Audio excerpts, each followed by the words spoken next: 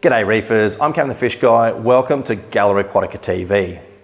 Today we're here at Mingle Reef. Now this tank is a 9-foot in-wall tank and it looks awesome. It has some interesting design features that we're going to take you through. We're going to show you the system and how it works, and we're going to help you to decide if an in-wall tank is something that you want to put in your home or office.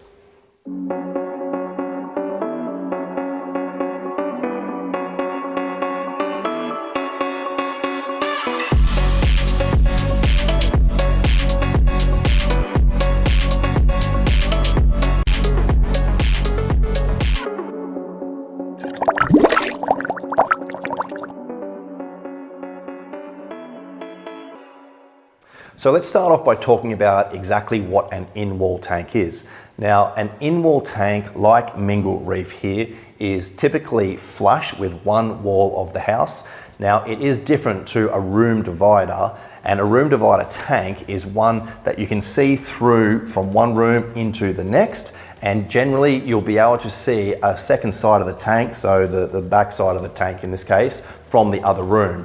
So really, it's different to an in-wall tank, which is viewed primarily from the one side.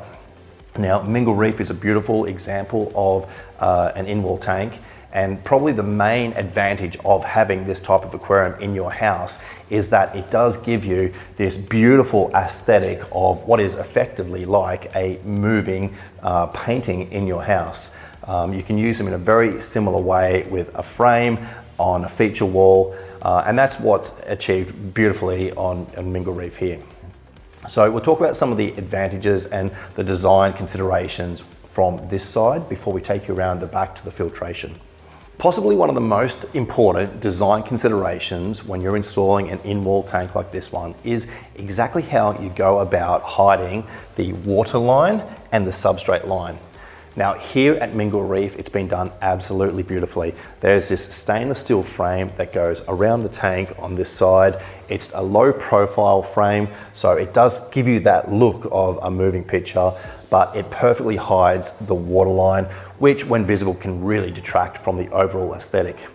Now there's another big consideration with an in-wall tank, and that is, can you see through to the other side? Do you put a vinyl backing or anything covering the back? Now you can see that in Mingle Reef, you can't actually see through to the room behind, and we'll take you around and we'll show you how we've achieved that here.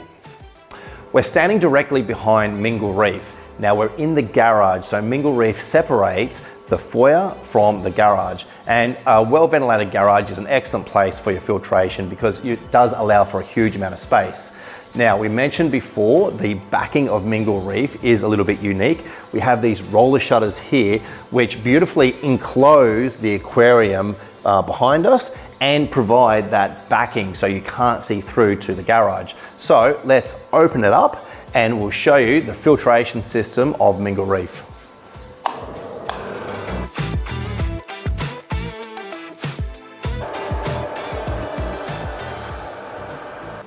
So the electric roller shutters do make for an excellent background for the aquarium, and they block the view of the garage. But one other reason why this is an excellent way of doing it is because it means that you can have the back of the tank clear.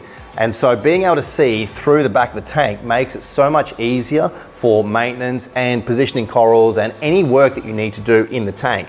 If you're to put a fixed vinyl background or something on the back of the tank and you don't have access from the front, then it's a very difficult proposition to do any sort of maintenance on the aquarium. So these roller shutters are excellent. Now you can see the space that we've got here is really perfect for the equipment for the aquarium. We've got our lights hanging from above. They're in this perfect cavity above the aquarium. We've got our filtration below. Our sump is split into the two sections. We've got our skimmer, filtration, refugium. We have our chiller outside of this area. Because it's enclosed with the roller shutters, having the chiller outside of this space means that it's more ventilated. And because this garage is particularly large and well ventilated, the chiller, the heat from the chiller doesn't produce too much heat for the whole area.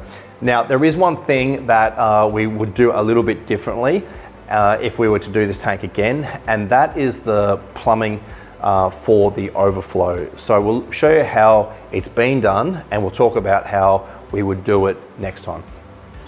The biggest complication that we have with this aquarium is the fact that it sits between two brick walls.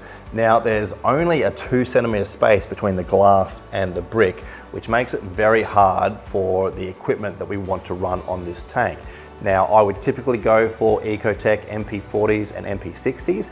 They're the most discreet type of wave maker that you could run on a tank like this. But because we don't have that space for the dry side, we've had to go for wave makers that have just the magnet side, which means that we've got the cords going down into the tank. The other complication with having the brick almost hard up against the glass is that we can't run an external overflow. An external overflow would sit like a glass box off the end of the tank and allow the plumbing to go straight down into the sump, and would be an excellent system to minimize the look of the equipment in the tank. But because of the brick walls, we've had to go for a system whereby the plumbing goes through a hole in the brick, down and into the sump. And it just means that we've got these plumbing visible in the aquarium up the top here, which is not really ideal. It's time to talk about maintenance of your in-wall aquarium. Now, this is one of the major considerations with the whole design aspect, because with Mingle Reef, we don't have access to the aquarium from the front, which means doing the algae is much more difficult. We rely very heavily on our magnet cleaner, and we keep one magnet cleaner on the front at all times. I would also suggest that you want to make sure that your blade is new and able to get the vast majority of the algae, because if you can't access the tank from the front, your only alternative other than the magnet cleaner is to go in over the back and use a long-handled scraper. Now, this is a difficult thing to do. It is a lot more slow if you are having to go from the back, and it's definitely something I would suggest whenever possible. Give yourself access from the front. Some like a hood that opens up, allowing you to get in and clean with a blade is definitely the best option. Definitely the major consideration when it comes to whether or not an in-wall tank is right for you is just whether or not you've got the right space in your home or office.